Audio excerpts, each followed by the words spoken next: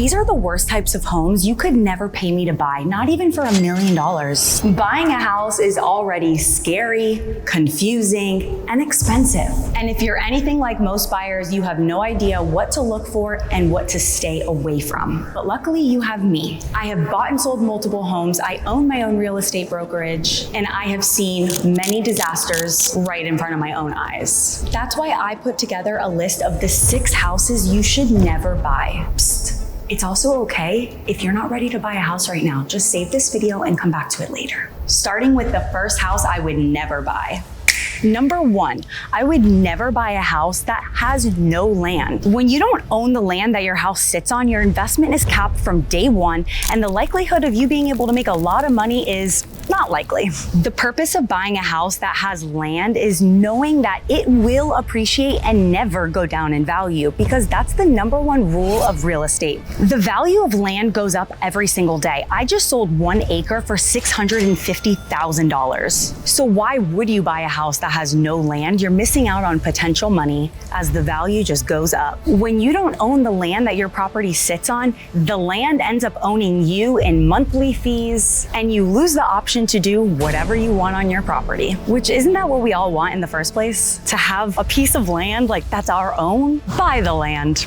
Thank me later. Moving right along to the second house I would never buy. The second type of house I would never buy is a home in a neighborhood that has a high HOA or in a community that is known to have a lot of assessments. Almost all HOAs are ran by volunteers. Unless they have a management company, these volunteers are running everything. They're taking care of the money, they're making the decisions of what needs to be done and what needs to not be done. But then you face the issue of something called special assessments. A special assessment is when the HOA does not have enough money to do a repair that must be done, like roofs, painting outside, but they have to do the work. And guess who they're gonna charge? You as the homeowner, and you have no choice but to pay it. So before you buy a house, you wanna make sure you check that the HOA has not had any special assessments. And if there is a special assessment, make sure the seller pays it off at closing. But if there is a special assessment, do not be alarmed if another assessment comes your way for more work that needs to be done, but they don't have the money for it. When you're actually looking at the numbers of a house and you factor in how much a HOA is, let's say it's $500. You could afford a house that is $500 more because you're already paying that in HOA. So it is absolutely key to make sure if you buy a house that has an HOA, what do they cover? Even if it's a single family house. Please do not pay hundreds of dollars for a community that has a nice pool and a gate and nothing else. Not to mention, if you do get charged a special assessment, that is a mandatory fee that you must pay on top of your HOA and your mortgage, putting you as the owner in a terrible financial situation. And then you're gonna be like, we need to get out of here, we need to sell, and no one's gonna wanna buy it, and you're gonna lose money. Moving right along to number 3. The third house I would never buy is a home that was flipped in 2 or 3 months. There are so many red flags, but once you know what to look for, you can spot a flipped house like it's nobody's business. It is public knowledge for you to go on your phone and see when the property last sold. So if you can see the property just sold a few months prior for a lot lower price, you know they just slap some makeup right on it. A home that was flipped too fast most likely did not file for permits. They most likely did not even clean the house before they started putting all that makeup on it, aka paint. Let me break down Investors 101 for you. An investor's main goal is to buy a house, put as little money into it as possible, and then resell it for as much money as they can. I've seen some terrible homes. When I go back and look at the old photos of a house that sold before it was flipped, and I see they were in and out in like 2 to 3 months. There is no way they actually cleaned before they even started working on all the issues. I don't want to buy a house that's going to fall apart on me because the flippers looked over the electrical issues or the structural issues by just putting a little paint and makeup. That is a no thank you. Not to mention all the cheap materials they use because they were trying to save money. People who flip houses are looking to save as much money as possible, so they use cheap materials to get the job done. At the end of the day, say you will save yourself a lot more headaches and probably money if you just do the cosmetic work yourself. Trust me, I know, buying a flipped house seems very appealing. It's move-in ready, and in your mind, you don't have to bring any money to the table, but that could not be further from the truth. And if you do buy a house that was flipped, please make sure you have a thorough home inspection, and definitely get a contractor out there during your inspection period if you have some question marks. But if it were me, I'm staying far away from anything that was flipped. The fourth type of house I would stay far away from is a home that has old bones and old systems. These are a few of the old systems I would stay absolutely far away from.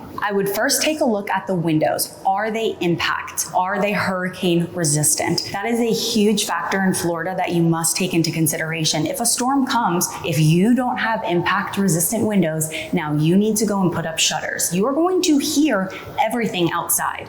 Windows are expensive. It is so much better to buy a house that has updated windows, and you also get an insurance credit. So get the updated windows. The next thing I want you to take into consideration is how old is the roof. Florida is notorious for insurance companies cutting you off because your roof is old. Just because your roof looks okay to an inspector does not mean an insurance company is going to cut you off. A new roof is better and you will have a lower monthly premium. Don't get an old roof. You always want to take a look at the AC unit. You want to make sure that there's no bacterial growth or fungi or mold growing around the top, because where do you think all that bacteria is going? AC units are expensive, and a lot of ACs break in Florida during the summer. So you definitely don't want to be pulling from your savings while it is 100 degrees outside. Plumbing is another huge system people just don't even check or do their research on. I want you to remember polybutylene plumbing. In Florida, this plumbing is not insurable and is known to cause a lot of leaks. So when you're trying to buy a house that has polybutylene, you're gonna now need to replumb and do all the plumbing in the house. It is so expensive, it's invasive, and the moment you break open walls, you will always find something more. And lastly, you wanna look at the electrical.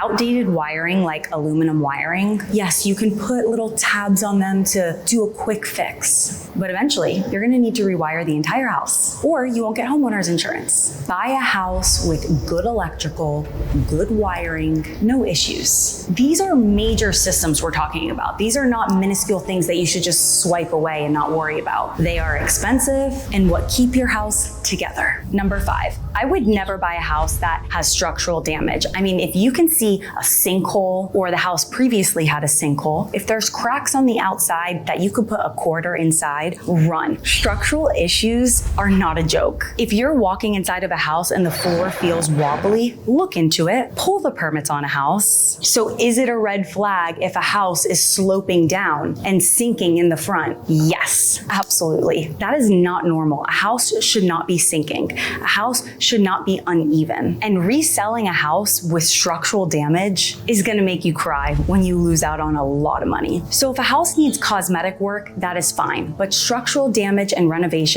it is a no-go. Let that be somebody else's financial problem, not yours. The last house I would never buy is a house that is wood frame or has wood siding, specifically in South Florida. Let me teach you the basics. First things first. How do you determine if a house is made with block or wood? The best way to determine if a house is wood or block is by getting a Diet Coke and doing the Diet Coke test. You're probably like, Chrissy, what are you talking about? If you can place the can on the edge of the windowsill and it fits, that means it's block. If you go to put the can and the window is absolutely flush or exactly in line with the wall, that's how you know it's wood, it's not block. So if you take your Diet Coke can around the entire house and check all the windows, you can make sure the entire house is block. Because sometimes homeowners will go and do additions to a house or the second story, for example, and they use wood, not block. Being able to determine if a house is built with block is going to make you smarter than every other contractor you know. But why is owning a block house 10 times more important? The outside of your house is a shell. South Florida gets hammered by hurricanes, storms, so having a wood frame house, you pay a lot more in homeowners insurance, you will get a lot more wood rot, and most likely attract a lot more termites. So make sure you get the best investment possible, one with land a house with low or no HOA, a home that has updated major systems, a house that was not flipped, a house that was built with wood, and a house that is free from structural damage, aka happiness, the perfect recipe for a house. So if you can avoid buying one of these home types, you are already ahead of 90% of buyers. Your home is your biggest financial decision, and it is so important to make sure that you have an agent that takes great care of you, an agent that is going to be honest and give you the set of eyes that you need, because it's already emotional. Trust me, I know. So if you want an agent that's going to be a second set of eyes and make sure that you don't make a mistake, call me. I will make sure to get the deal done. There are plenty of more tips coming your way, so make sure you hit the subscribe button, leave your comments below. It is okay if you disagree with me, but I promise you will need these tips a lot sooner than you think you will. So save it and come back to it, and I'll see you with more tips next time. Bye.